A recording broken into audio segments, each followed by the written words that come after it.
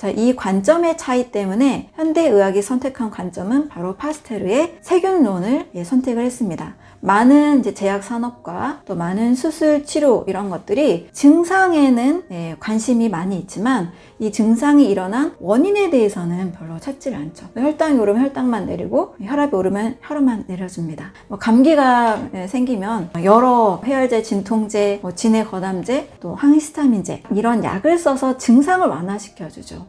그런데 감기약에는 감기를 일으키는 바이러스에 대해서 해결하는 성분은 전혀 없는 겁니다.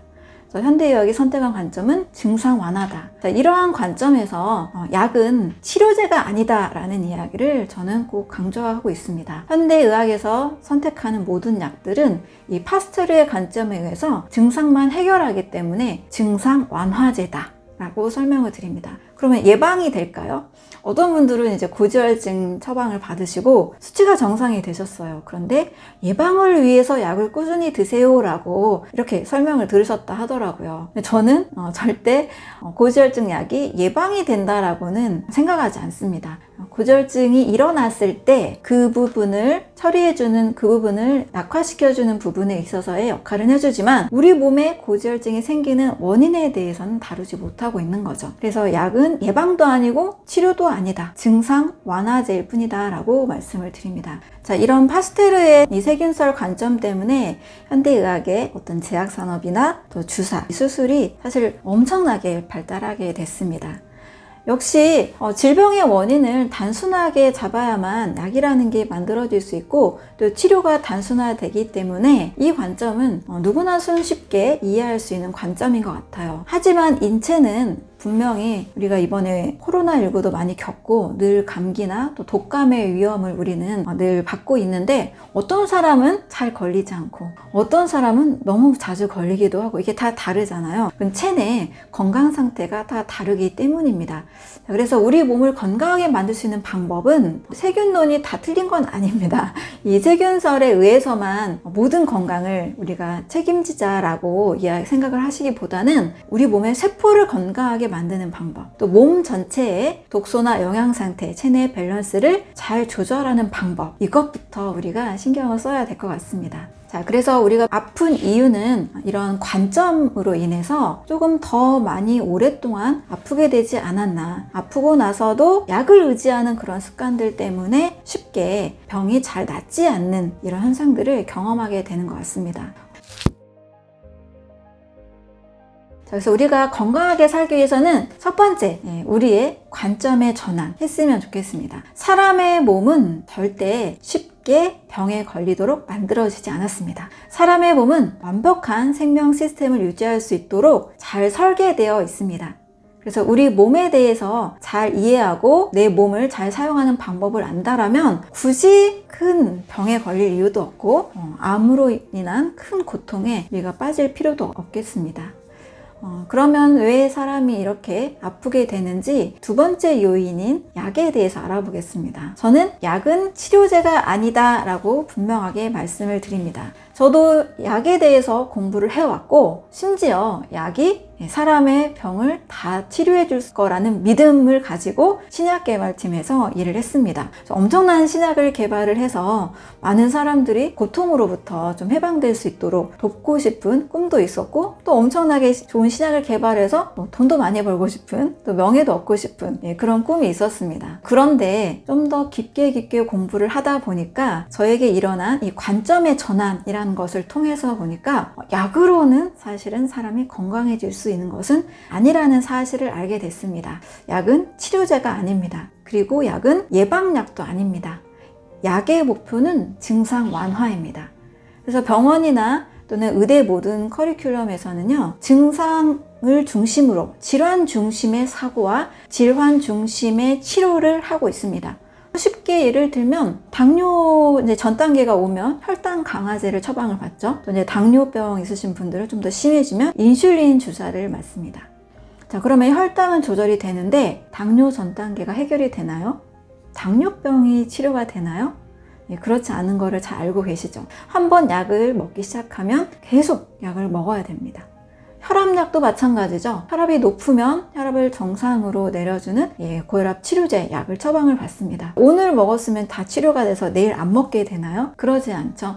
또 고혈압 약도 매일매일 먹어야 됩니다. 왜냐하면 현대의학의 관점은 어느 정도 일정 수치를 정해놓고 이 수치를 맞춰주는 수치의학에 초점이 맞춰져 있기 때문입니다. 그래서 증상을 완화시키는 것이 바로 핵심입니다. 그렇지만 왜 당뇨가 생겼는지, 왜 혈당에 조절이 안 되는 문제가 생겼는지, 왜 혈압이 올랐는지, 고지혈증이라면 왜 고지혈증이 되었는지 그 원인에 대해서는 크게 관심을 안 가진다는 거예요. 그 원인까지 생각하는 것이 히포크라테스의 내부 환경설이나 앙투안 베샴의 세포론, 또 클로드 베르나르의 내부 환경론과 관련이 있는 겁니다. 그래서 저도 처음에는 약을 통해서 정말 사람을 치료할 수 있을 줄 알았는데 약이 아니라 우리 몸의 내부 환경을 건강하게 만들기 위한 그 방법들이 더 중요하다는 것을 알게 됐습니다. 감기에 걸리면 한국은 감기약이라는 처방이 있죠. 그래서 해열제도 있고 소염제도 있고 진해거담제도 있고 또 기침 나오지 않도록 항히스타민제도 있고 이런 한 대여섯 가지의 감기약 처방을 받습니다. 그런데 이 약들에 감기 바이러스의 원인인 바이러스를 처리하는 약이 있나요? 없습니다. 항바이러스제가 원래 바이러스를 없애야 되는데 감기약의 구성은 증상을 완화시키는 것 뿐이에요. 그런데 이제 독일이나 유럽 쪽에서는 감기약이라는 구성이 없습니다. 독일에서 엄청 열이 나고 감기에 걸려도 병원에 가면 그냥 허브티 정도만 처방을 해준다 그래요. 약을 절대 거의 처방하지 않는다고 합니다.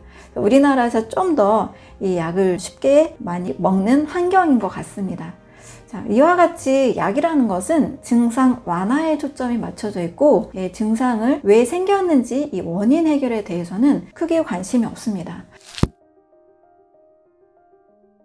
자, 문제는 이 약의 원리에 대해서 잘 이해를 했으면 좋겠는데요. 약이라는 것은 한 면에는 독성을 가지고 있습니다.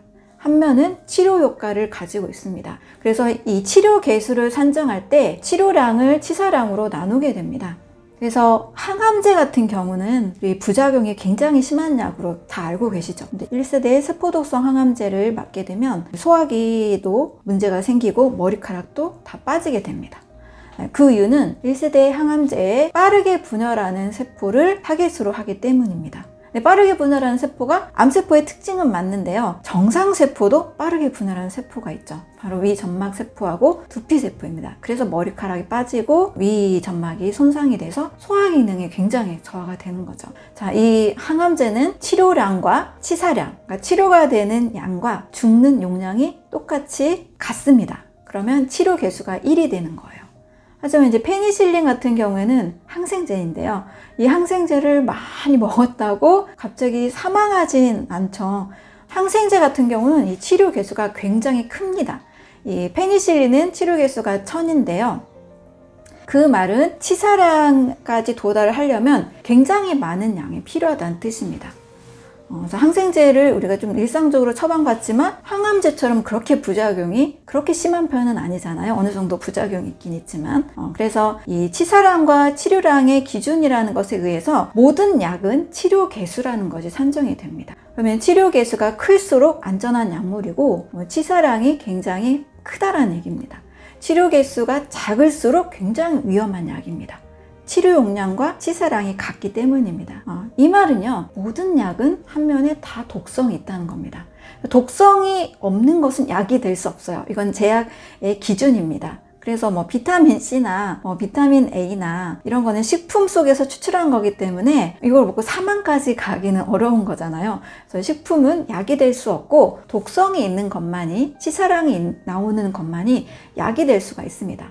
자, 그 말은 무슨 뜻이냐? 약을 가끔 한두 번, 두통이 있거나 갑작스러운 열이 발생해서 도저히 감당할 수 없거나 이럴 때 가끔씩 한두 번 먹는 약들은 그렇게 우리 몸을 해롭게 만들진 않습니다. 문제는 매일매일 먹는 약들은 분명히 부작용을 일으킨다는 겁니다. 만약에 혈당 강화제나 고지혈증 약이나 고혈압 약을 매일매일 드시는 분이 있다면 이것을 꼭 기억을 해주셨으면 좋겠어요. 내가 한 면의 독성인 이 성분을 계속 먹고 있구나. 그러면 이 독성이 장기적으로 우리 몸에 들어왔을 때 반드시 어떤 부작용이 있을 수 있다는 겁니다. 흔하게 처방받는 이 고지혈증 약을 제가 예시로 들어볼게요. 콜레스테롤, 고지혈증은 혈액에 지방이 많다라는 뜻이죠. 원인은 지나친 정제 탄수화물 섭취로 인해서 이 당분이 글리코겐 그리고 지방 형태로 바뀌어서 혈액 내 지방 수치가 올라가는 겁니다. 원인은 정제 탄수화물 그리고 당분이 굉장히 많습니다. 그런데 이 원인에 대해서는 교정을 하지 않고 그냥 고지혈증이 있으니까 고지혈증 약을 보통 처방을 받으시죠. 그래서 콜레스테롤 수치를 일부러 떨어뜨립니다. 자, 그런데 우리 인체에 콜레스테롤이라는 성분은 간에서 약 70%를 만들고 약 30%는 외부 음식을 통해서 채워집니다. 근데 콜레스테롤은 무조건 나쁜 걸까요? 만약에 콜레스테롤이 무조건 나쁜 거라면 간에서 이걸 왜 70%나 만들어낼까요? 자, 인체에 콜레스테롤은 반드시 필요한 물질입니다. 우리 세포막은 이중 지질막으로 되어 있는데요. 세포막에 구성하는 원료가 되기도 하고 또 우리 호르몬 있죠. 에스트로겐, 프로게스테론, 테스토스테론, 호르몬 이외에도 엄청나게 많습니다.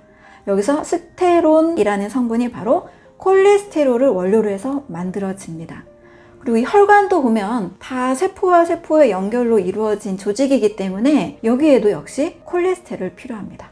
우리 뇌세포는 어떤가요? 인체에서 뇌는 약 40에서 60% 정도는 지방으로 이루어져 있어요. 그래서 지방이 없이는 우리 생명 유지할 수 없습니다.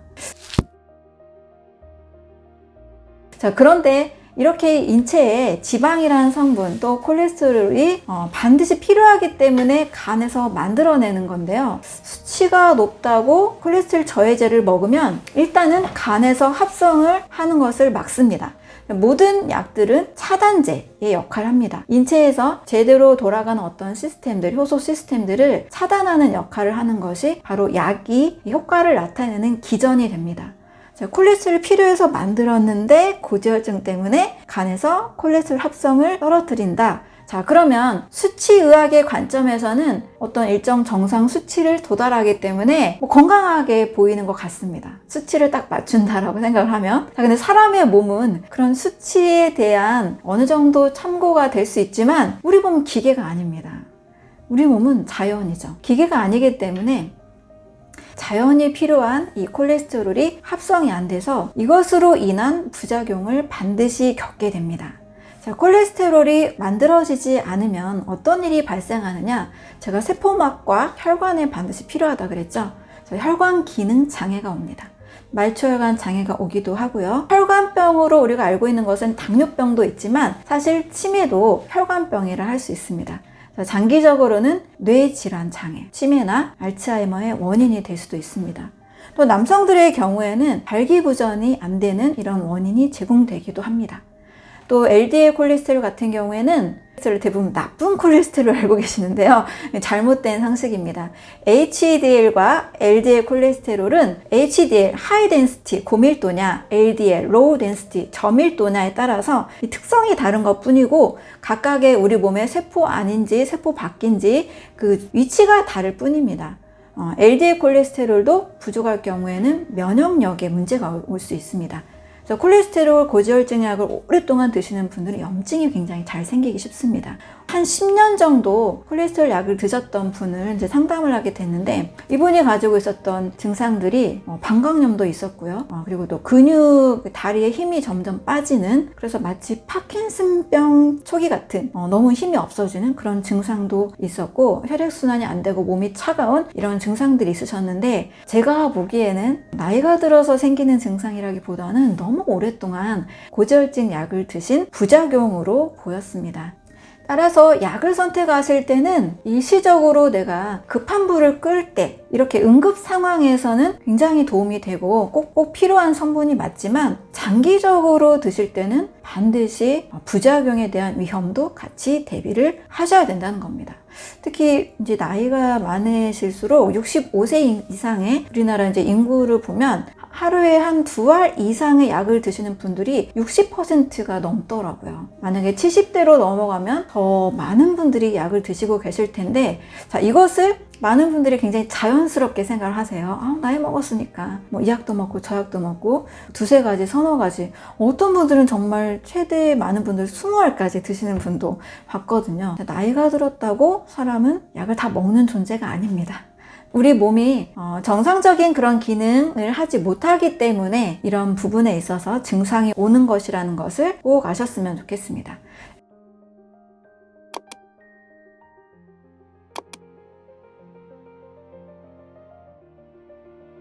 현대의학이 질환 중심의 치료를 하고 있지만 이것을 너무 지나치게 의존하는 것이 문제지, 그렇다고 당장 약을 끊으면 안 됩니다. 네, 고혈압이 심해서 혈압약을 당장 끊으면 정말 이 뒷목이 바로 당기고 심장이 막히는 듯한 느낌이 드는 분들도 계시거든요. 그래서 약은 그대로 유지를 하시되 원인을 제거해주는 방법을 찾으셔야 된다는 겁니다. 제가 말씀드린 첨가물 음식이나 가공육이나 고기나 밥, 빵, 면, 떡을 최소로 줄이는 방법을 일단 찾으셔야 되겠습니다. 이것들이 염증을 일으키는 원인, 또 고혈압, 고지혈증, 당뇨의 원인이 되기 때문에 이것들을 대체할 수 있는 방법을 찾아야 되겠죠. 다음에도 말씀드리겠지만 헬렌 니어링과 스콧 니어링이 선택했던 아침에는 제철 과일로 먹는 방법을 추천을 드립니다. 아침 식사까지 사실 쌀밥을 먹거나 빵을 먹을 이유가 없거든요. 아침에는 우리 몸이 이제 막 깨어나서 소화장기가 운동을 시작하기 전인 워밍업 단계입니다. 또 아침에는 눈 뜨자마자 우리가 화장실에 먼저 가잖아요. 또 물 한 잔 마시고 싶습니다. 밤새 우리 몸은 계속 정화작용을 했기 때문에 수분 결핍 상태, 탈수 전 상태라고 볼 수 있죠. 그래서 아침만큼은 먼저 물 한 잔 드시고 수분이 많은 음식을 추천을 드립니다. 헬렌 니어링, 스콧 니어링처럼 제철 과일을 한 접시 드시는다면 우리가 점심이나 저녁까지 바꿀 수 없는 환경일지라도 크게 도움이 될 수 있습니다.